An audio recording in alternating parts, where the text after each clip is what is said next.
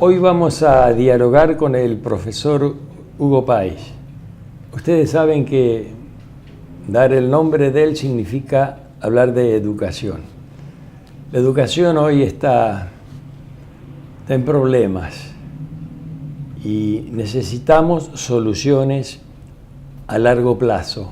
Esas soluciones no llegan y los problemas aumentan.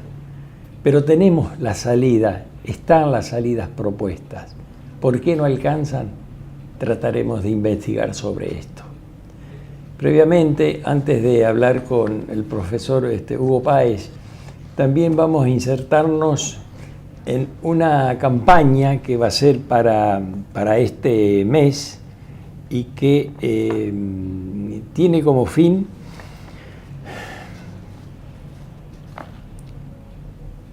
dice así: hoy te cuido, río,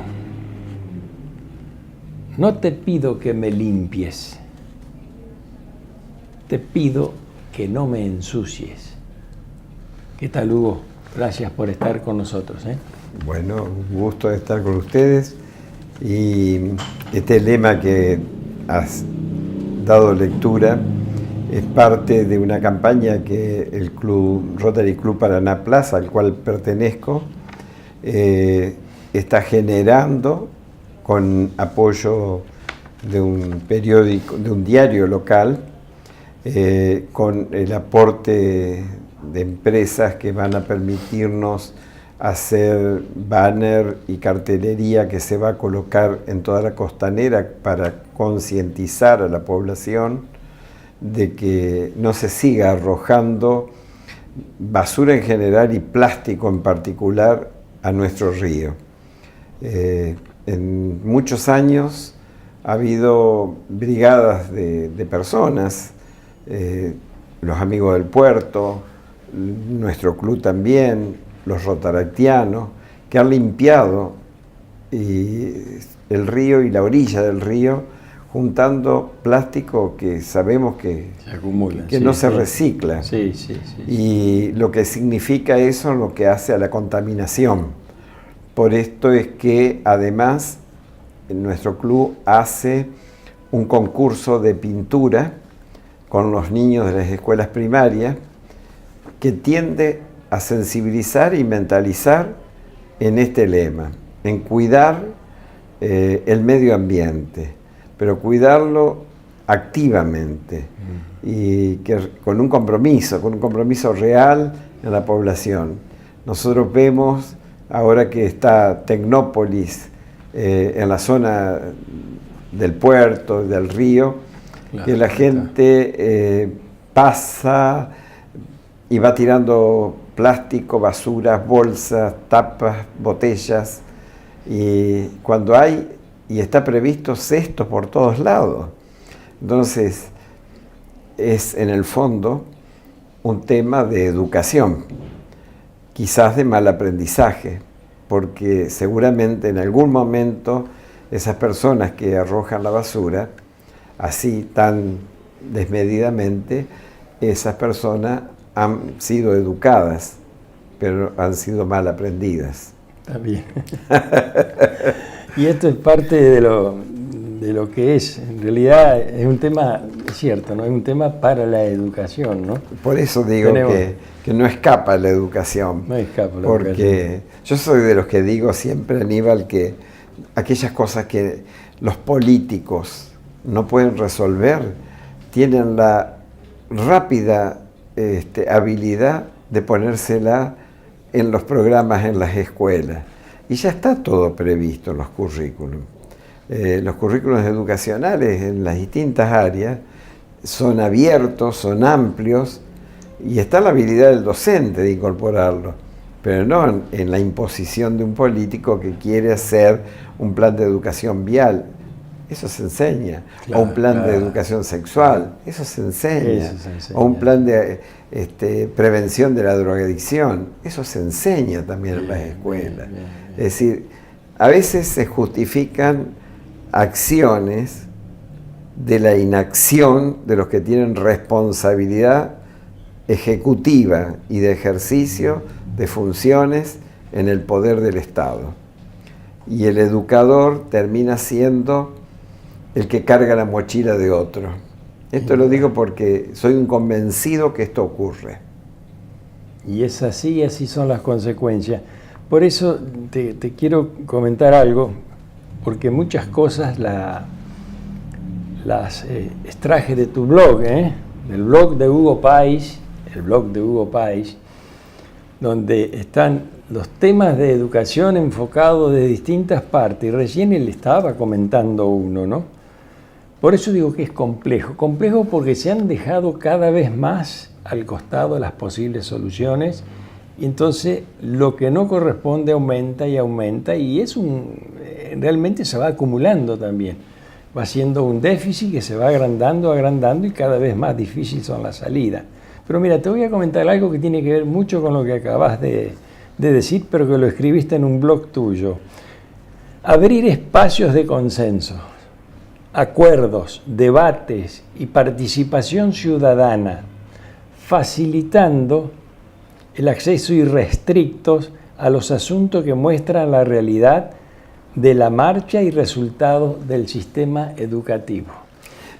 Con esto yo creo que tenemos para bailar un rato en cuanto a conversación, ¿no? Sí, hay mucho para charlarlo, porque no se reduce solamente a quienes ejercen el liderazgo o la autoridad en educación. Claro. Sí, sí. Yo pienso que abrir espacios de búsqueda de diálogo, de encuentro y de consenso es responsabilidad de todo aquel que ostenta una representación del pueblo, porque nuestra democracia es representativa. En tanto representativa, si tienen que ser conscientes que son responsables de convocar al diálogo y a la discusión de las cuestiones que nos atañen a los ciudadanos en todo sentido. En particular, en lo educativo, no podemos dejar a los padres fuera del ambiente de la discusión de la educación. ¿Y qué digo yo respecto de esto? Convocar a la familia aún analfabeta, porque todavía tenemos analfabetos, por más que se diga lo contrario. Convocar a la familia que nos habla media lengua, o que nos dice expresiones quizás para el lenguaje corriente, inapropiada, no académica, incorrecta, pero también tenemos que saber escucharlos, saber entenderlos, claro, para poder acompañar y apoyar y hacer aportes que generen cambio.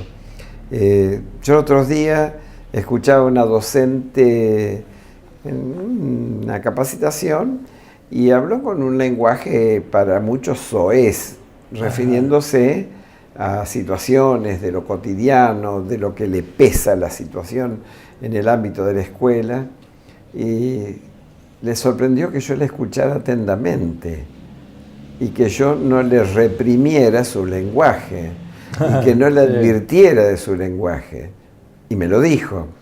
Entonces le dije yo, es que es tu necesidad de expresarte con el lenguaje que recoges en tu contexto.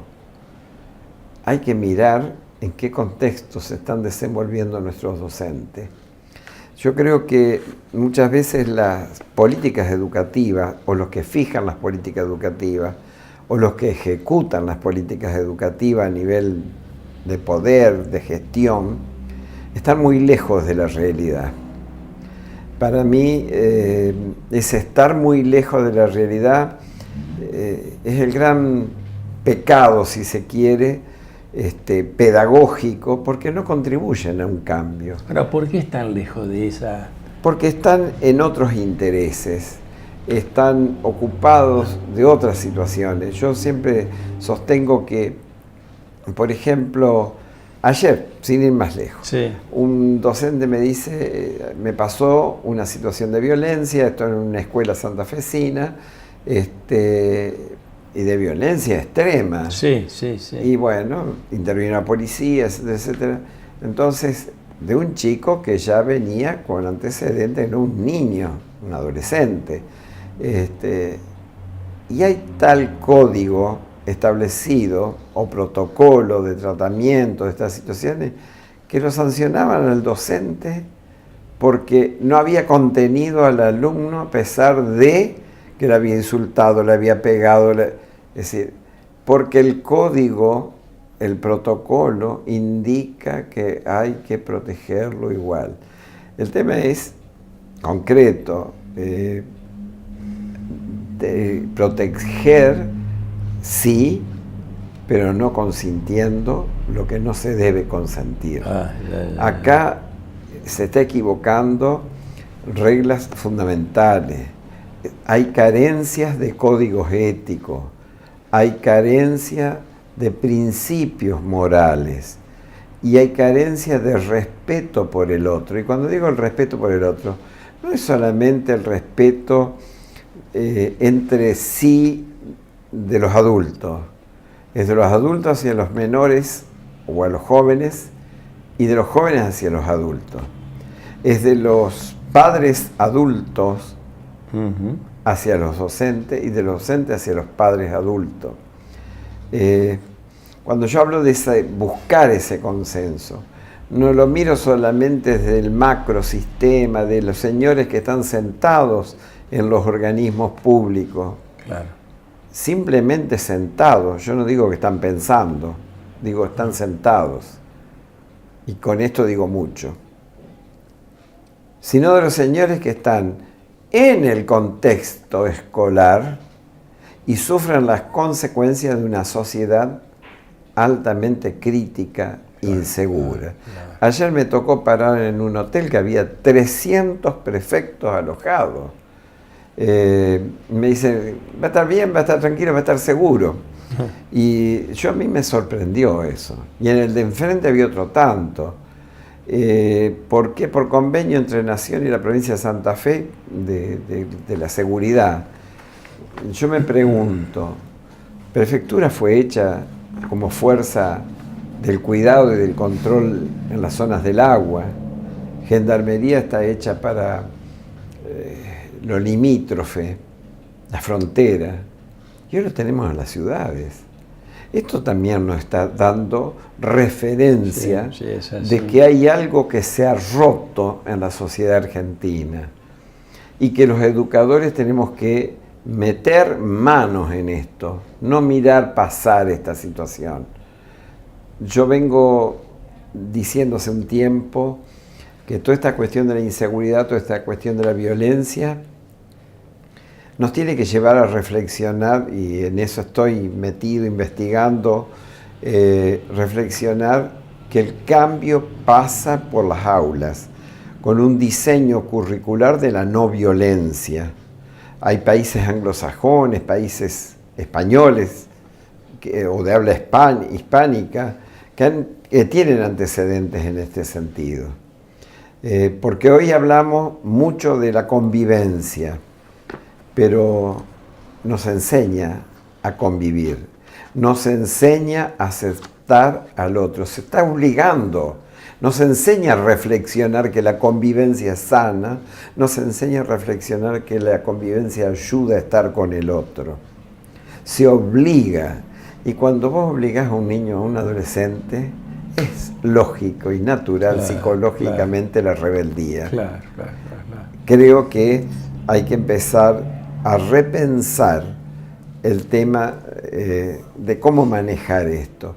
Por eso cuando vos me mencionás la cuestión de puntos de encuentro, de diálogo, de convivencia y demás, me lleva a pensar la necesidad de dialogar puntualmente la no violencia.